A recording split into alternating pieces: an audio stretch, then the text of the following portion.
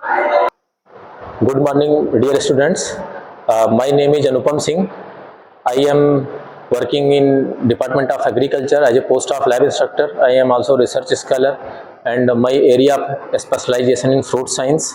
So I am working in post harvest lab. So first of all, I told you what is post harvest lab.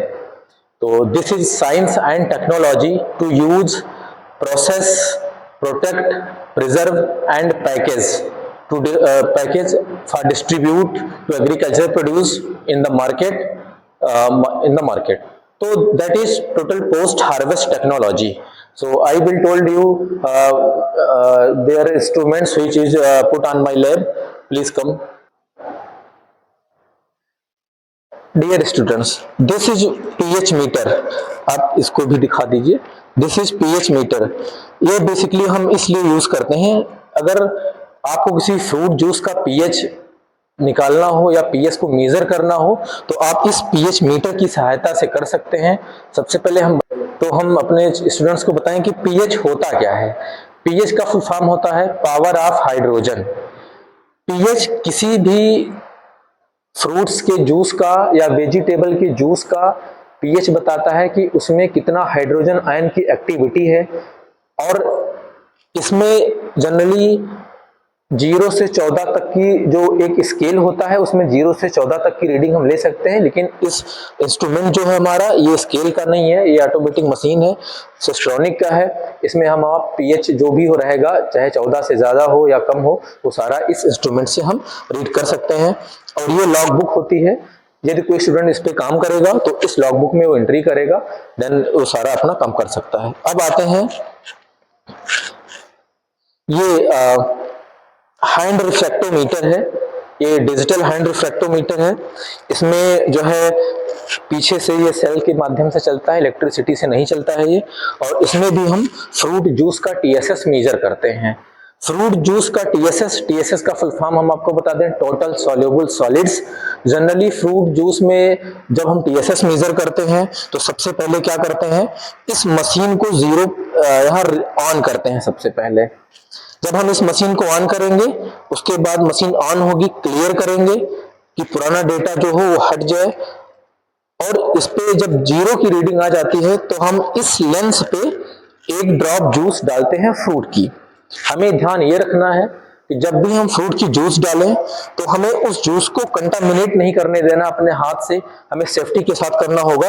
अगर हम किसी हाथ से या अगर इन केस हमारे हाथ गंदे हैं, साफ नहीं है, तो ये जूस में कंटामिनेट हो जाता है और टीएसएस अच्छा नहीं आता है। तो उससे करने से पहले हमें आपको अपने हैंड को क्लीन करना होगा। फ्रूट जूस एक ड्रॉप इस लेंस पे डालेंगे और यहाँ पे रीड का बटन दिया हुआ है, रीड कराएंगे और टीएसएस इसमें आ जाता है। इसमें जनरली हम 0 to 85 डिग्री ब्रिक्स मेजर कर सकते हैं। टीएसएस ब्रिक्स क्या होती है, ये टीएसएस की यूनिट होती है। जैसे आप लेंथ की सेंटीमीटर, मीटर, किलोमीटर होती है, वैसे टीएसएस की यूनिट जो है डिग्री ब्रिक्स होती है।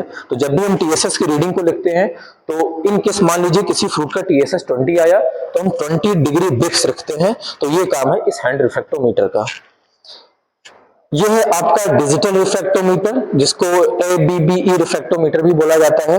ये डिजिटल रिफ्रैक्टोमीटर अभी जो हमने बताया हैंड रिफ्रैक्टोमीटर उससे ज्यादा एडवांस टेक्नोलॉजी का है, और इसमें आप अपने कंप्यूटर सेट को भी अटैच करके टीएसएस के अलावा और भी जो चीजें होती हैं उनका डेटा आप रिकॉर्ड कर सकते हैं और आप ऑब्जर्व कर सकते हैं। ये इंस्ट्रूमेंट बेसिकली हायर एजुकेशन में जो रिसर्च स्टडीज होती हैं उनमें रिसर्च स्कॉलर के स्टूडेंट्स के यूज कर सकते हैं, एमएससी के स्टूडेंट यूज कर सकते हैं। तो आइए अब हम आगे आपको बताते हैं हमारा जो नया ये है डबल डिस्टिलेशन यूनिट।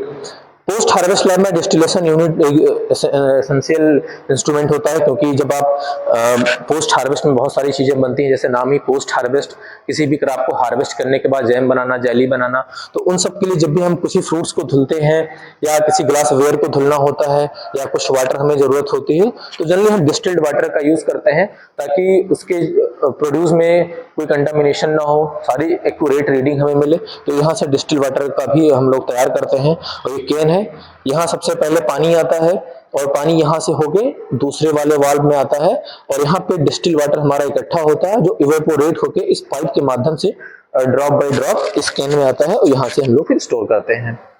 आगे ये जो है जूसर है, ये फ्रूट जूस निकालने का काम करता है। इसको हम, ये इलेक्ट्रिसिटी से चलता है, लाइट से चलता है। आप इसको प्लग को होल्डर में लगाएंगे, स्विच ऑन करेंगे और इसमें फ्रूट जूस, पहले इस ढक्कन को हम आपको बता दें, खोल के फ्रूट जूस को डालेंगे। डालने के बाद इस ढक्कन को बंद कर देते हैं। यहाँ पे ये लगा हुआ बोल्ट, इसे हम बंद कर देते हैं और बंद करने के बाद ये ऊपर का हम निकाल लेते हैं और हल्के हाथ से इसको प्रेस करते रहते हैं। बहुत ज्यादा फ्रूट नहीं डाला जाता, अगर एक्सेस क्वांटिटी हो जाएगी तो ये काम नहीं करेगा। तो एक्सेस क्वांटिटी हम नहीं रखते, इसको हमें ध्यान रखना है। और फ्रूट जूस यहाँ से निकलता है और नीचे हम किसी में स्टोर कर सकते हैं, किसी बर्तन में। ये हमारा है अगला इंस्ट्रूमेंट जो है हमारा इसको बोलते हैं टॉप पेन बैलेंस। ये टॉप पेन बैलेंस जो है हमारा 10 kg का है। कोई भी आपको वेट करना हो, फ्रूट्स का वेट करना हो या फ्रूट्स के बाई प्रोडक्ट का वेट करना हो, तो आप यहाँ से लगभग 10 kg तक आप इस जो है बैलेंस से आप कर सकते हैं। केरो कंपनी का बना हुआ है, ये भी टॉप पेन बैलेंस है, केरो कंपनी का है और ये लगभग 1 kg तक का रीडिंग दे सकता है। अगर आप 1 kg से ज्यादा का करेंगे तो ये काम नहीं करेगा, इसलिए आपको मैक्सिमम 1 kg तक का ही फ्रूट का वेट या किसी सैंपल का वेट आप कर सकते हैं। और ये इनकी लॉग बुक होती है, जब कोई स्टूडेंट काम करता है तो हम लोग इस पे रीडिंग ले लेते हैं स्टूडेंट्स की। अगला इंस्ट्रूमेंट हम आपको बताएंगे, वेइंग बैलेंस है हमारा। ये इलेक्ट्रॉनिक वेइंग बैलेंस है और ये वेंसर कंपनी का है। और इस इलेक्ट्रॉनिक वेइंग बैलेंस को यूज करने में जो है आप बहुत माइन्यूट क्वांटिटी के जो वेट होते हैं आप उनका कर सकते हैं। जैसे इसको यूज करने के लिए सबसे पहले हमें जब यदि आप कोई सैंपल का वेट करना चाहें तो एल्युमिनियम फाइल पे रखें और इसको हल्के हाथ से ऐसे खोलें और यहाँ पे रख के सैंपल को करें, इसको बंद करें, मशीन को ऑन करके क्लियर करें और उसके बाद वेट करें।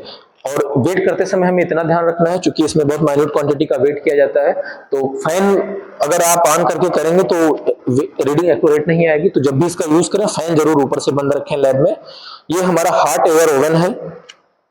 हॉट एयर ओवन का हमारी पोस्ट हार्वेस्ट लैब में यूज ये है कि जनरली जब हम किसी भी ग्लास वेयर को स्टरलाइज करना चाहें तो हॉट एयर ओवन में कर सकते हैं, और किसी सैंपल को ड्राई करना चाहें तो हम अपने हॉट एयर ओवन में कर सकते हैं। ये हॉट एयर ओवन इंस्ट्रूमेंट है। ये ग्राइंडर और मिक्सर है। फ्रूट को छोटे छोटे पीसेस में कट करने के बाद इसको ग्राइंड करके पेस्ट बना लिया जाता है। इसको जनरली हम वहां पर बच्चों से यूज कराते हैं जब बच्चे एप्पल का जैम बनाते हो या किसी भी फ्रूट्स का जैम अगर बनाते हैं, तो जो कि जैम में पेस्ट बनाया जाता है, पेस्ट किया जाता है, तो हम बच्चों से इसमें फ्रूट्स को पेस्ट करा देते हैं ताकि जैम हमारा अच्छा बने और जल्दी से प्रिपेयर हो जाए, तो ये यूज करते हैं। ये हमारा जो है डीप फ्रीजर है। ये हम आपको दिखाना चाहेंगे, ये हमारे डीप फ्रीजर है और इसमें हम आपको दिखाना चाहेंगे कि कुछ हमारे बच्चों के जो बनाए हुए बाई प्रोडक्ट्स हैं फ्रूट्स के। स्ट्रॉबेरी और पाइनएप्पल का जूस बनाया गया है जो रखा हुआ है। कुछ अलग सैंपल भी हैं जो रखे गए हैं, इनको ड्राई फ्रीज करी जा रही है। तो इसमें आप किसी भी बाई प्रोडक्ट को बनाने के बाद आप डीप फ्रीजर में स्टोर कर सकते हैं और ये हॉर्टिकल्चर में यूज होता है हमारे पोस्ट हार्वेस्ट में। ये चूल्हा है गैस सिलेंडर का और गैस पाइपलाइन के माध्यम से हम इसको चलाते हैं। और इसमें जब हम बच्चों से जैम बनवाते हैं, जेली या और भी कोई बाई प्रोडक्ट, तो जनरली इससे बच्चे बनाते हैं इसमें। और ये बेसिकली जैम जेली बनाने के लिए या तो कोई भी बाई प्रोडक्ट को प्रिपेयर करने के लिए यूज किया जाता है। ये फ्रिज है। फ्रिज में जब हम कोई बाई प्रोडक्ट बनाते हैं तो स्टोर कर लेते हैं। अब आपको दिखाना चाहेंगे, ये गुआवा जेली बनाई है स्टूडेंट्स ने, बीएससी एजी के जो स्टूडेंट हैं, बच्चों ने गुआवा जेली बनाई हुई है। तो इस गुआवा जेली को हमने बना के अपने फ्रिज में प्रिजर्व कर लिया है। एप्पल का जैम हमारे बीएससी एजी के स्टूडेंट्स ने बनाया था पोस्ट हार्वेस्ट में, चूंकि सिलेबस में है तो बनवाना भी पड़ता है, बनवाना चाहिए भी। तो ये हम जैम हमने बनवाया है, बनवाने के बाद हमने अपने फ्रिज में इसको स्टोर कर लिया। एप्पल का जैम है ये। तो हमारे पोस्ट हार्वेस्ट में कुछ पोस्टर्स भी लगे हुए हैं, वो भी अपने कैमरामैन से कहेंगे कि वो दिखाएं। सबसे पहले आप देखेंगे जैम की प्रोसेस, कैसे जैम बनता है, वो पूरी स्टेप बाय स्टेप प्रोसेस में लिखा हुआ है कि पहले क्या कर राइप फ्रूट्स लेंगे, देन वॉश करेंगे।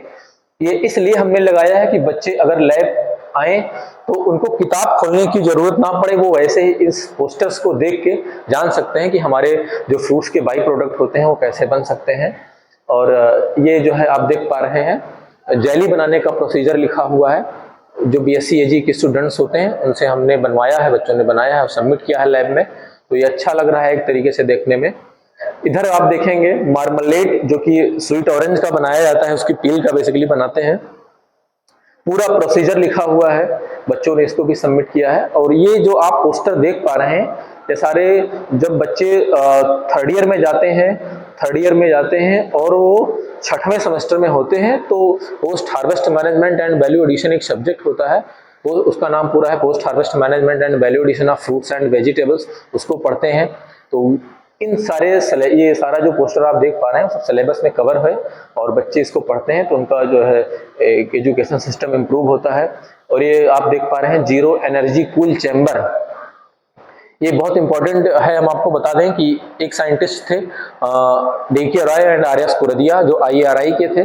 तो सबसे पहले ये जीरो एनर्जी कूल चैम्बर बनाया गया था IARI में। और मैं आपको बताना चाहूंगा कि जीरो एनर्जी इसको बोलते क्यों है, क्योंकि ये लाइट से नहीं चलता है, इसमें इलेक्ट्रिसिटी की कोई जरूरत नहीं होती है, तो इसलिए इसको जीरो बोलते हैं, जीरो एनर्जी बोलते हैं। और इसमें हमारे जो फार्मर्स हैं फ्रूट्स और वेजिटेबल को हार्वेस्ट करने के बाद इसमें स्टोर कर सकते हैं, और स्टोर करने के बाद उनकी सेल्फ लाइफ को कम से कम 5 से 6 दिन इनहांस कर सकते हैं। इनकेस अगर हमारे फार्मर्स का फ्रूट्स एंड वेजिटेबल मार्केट में ना सेल हो पाया हो, तो यहाँ पे ये अपने जीरो एनर्जी कूल चेम्बर में बना के स्टोर कर सकते हैं। बहुत आसान मेथड है बनाने का, कोई भी फार्मर्स अपने गांव में अपने घर के आसपास जगह जमीन जो खाली होती है उसमें बना सकते हैं, आसान मेथड है। और इसमें फ्रूट वेजिटेबल को रख के उनकी सेल्फ लाइफ को इनहांस कर सकते हैं, बढ़ा सकते हैं। ये पोस्टर जो लगा हुआ है post harvest disease injury and disorder of mango का है। आप देख सकते हैं डिफरेंट टाइप के डिसऑर्डर इंजरीज जो सिम्टम है वो दिख रहे हैं आपको, जो फ्रूट को हार्वेस्ट करने के बाद जो डिजीज लगती हैं उन डिजीज के बारे में दिखाया गया है। तो इन सब पोस्टर्स के माध्यम से हम लोग बच्चों को बताते हैं ताकि उनका जो एजुकेशन सिस्टम है एक अच्छे से इम्प्रूव हो सके। और ये हमारे MSc हॉर्टिकल्चर के स्टूडेंट्स ने जो है ये सबमिट किया है, जो उनके वेजिटेबल साइंस में जो स्टूडेंट्स हैं फर्स्ट सेमेस्टर के, ये सीड का कलेक्शन है। अब आप देख पाएंगे बहुत सारे बहुत सारे वेजिटेबल्स के सीड रखे हैं, जैसे स्पेनिश हो गया, गार्डन पी हो गया। इससे क्या होता है कि बच्चों को एक आइडेंटिफिकेशन का पता चलता है कि कौन सा सीड हम कैसे पहचाने।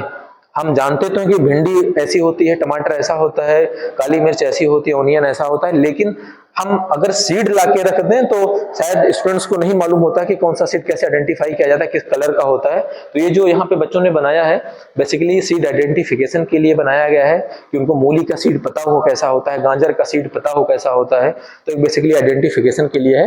तो यही हमारे लैब की बेसिक इंफॉर्मेशन है जो पोस्ट हार्वेस्ट लैब में हमारे UG के बच्चे और PG के बच्चे पढ़ते हैं। Thank you.